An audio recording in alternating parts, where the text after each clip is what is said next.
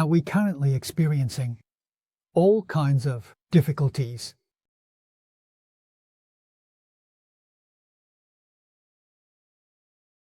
No matter what. Rich or poor, young or old, male or female, as long as you live on this earth, you have to endure.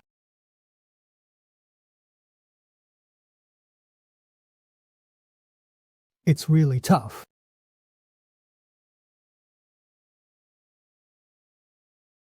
Our bodies face disasters.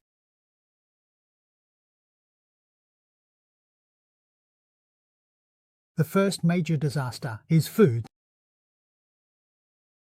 You see, it's about the distribution of food. The blessings are great. Can we still get by? It's really tough without blessings.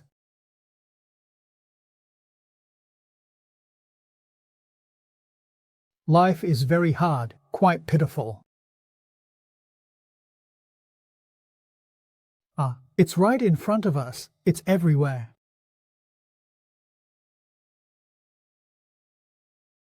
The heart also faces disasters. Worry, sorrow, and distress. Is there time without interruption? Both worried and a little sad.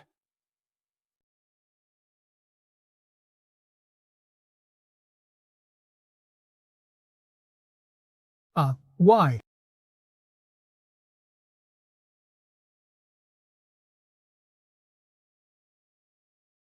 Buddhism teaches us in our lives all opportunities,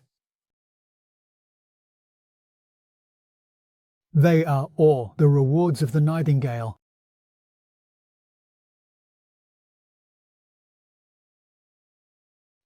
Repairing the past. In this life, one can enjoy blessings not repaired in past lives. The suffering of these three families. Suffering, unwilling to accept. So they create more karma. The suffering becomes even greater. Pain on top of pain.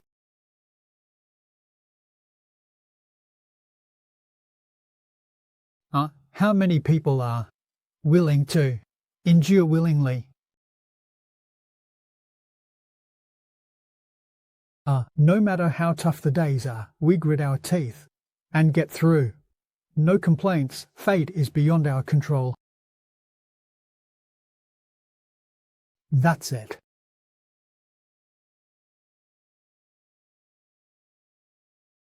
Every day we confront our karmic obstacles. We cut off attachments and repair ourselves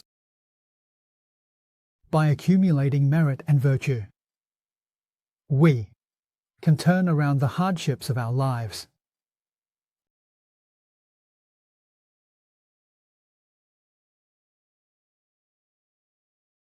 If you truly understand this principle, it can transform.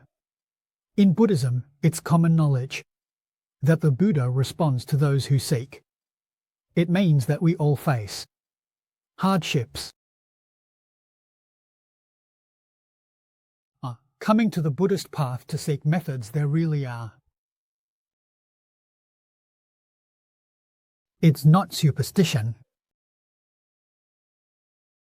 Superstition is different from worshipping the Buddha and Bodhisattvas, like burning incense and making offerings. Believing that the Buddha and Bodhisattvas will protect you is superstition. That's not real. How do the Buddha and Bodhisattvas protect you? It's explained in the scriptures. The methods discussed. If you can understand and comprehend everything, you will be enlightened. Then you can turn back. Turning back is like reaching the shore. We are poor, parallel people. In the past, monks. There is no story of cultivation.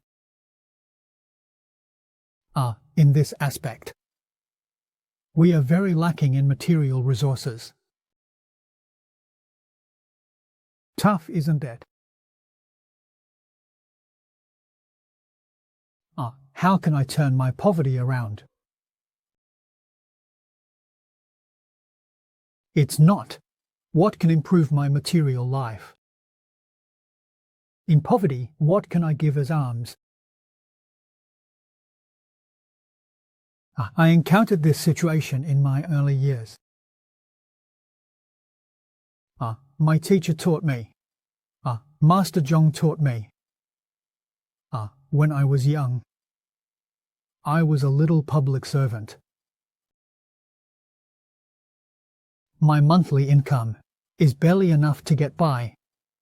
There's not a cent to spare.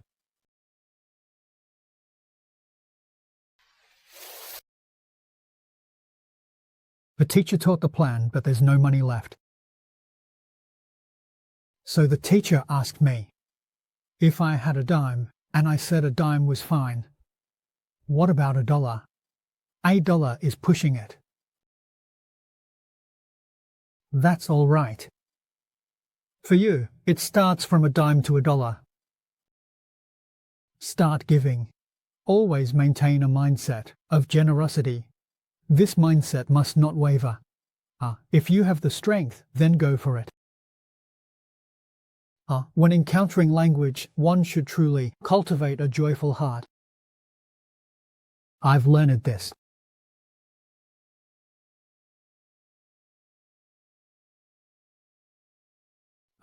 I didn't expect it to really keep increasing.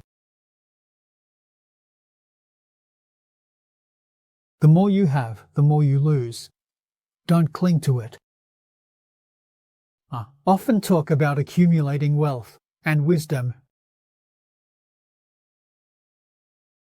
You can't just count how much you have, but you must know it's better to have more when you come back after completing it, like earning interest.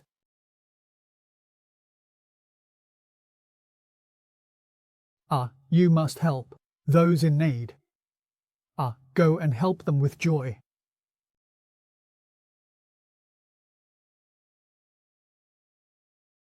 Then I studied generosity under Master Yin Guang. Master Yin Guang's life. He accepted offerings from the 4 groups. All practices introducing generosity. He took this money to the Baoguo Temple in Suzhou. He organized a red painter.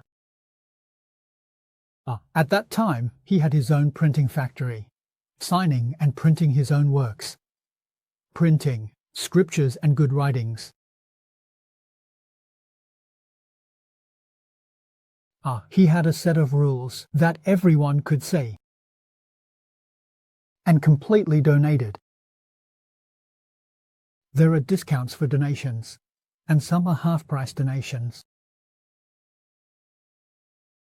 Yes. It's circulated among the whole family. There are many different methods. At that time, there weren't many people in society practicing Buddhism. There were even less people who truly understood Buddha's teachings. Elderly person, we can completely understand this approach. All of it is introduced.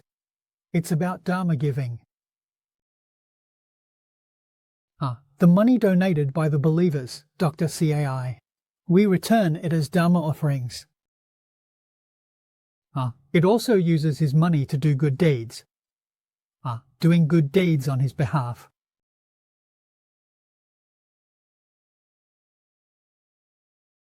The more we do, the more we enjoy it, and the more we understand faith.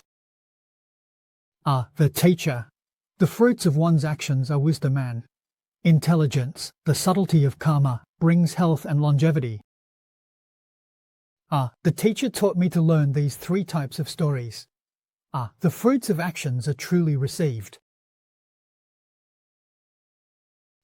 There is no shortage of adoption. Organizing a big event internationally. It will cost money. But with such thoughts, there are people who come to offer money. The money sent is just enough to cover the expenses.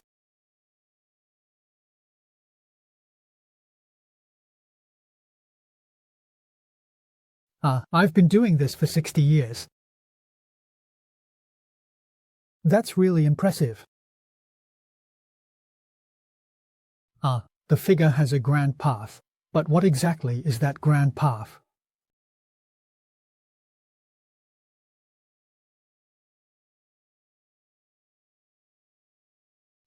Wisdom grows when it's shared.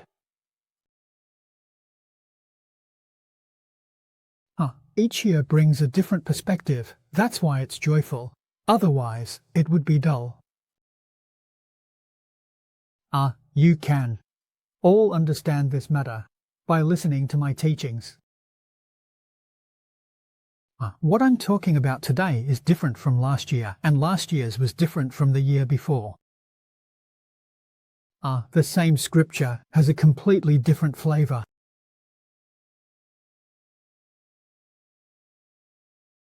So the things I mentioned earlier can be disregarded.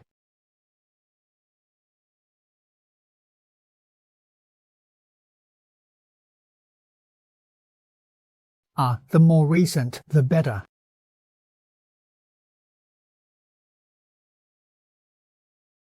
A meticulous approach to health and longevity. The years go by. I'm getting on a bit, but I'm in good health. Teaching for 4 hours every day, but not on schedule.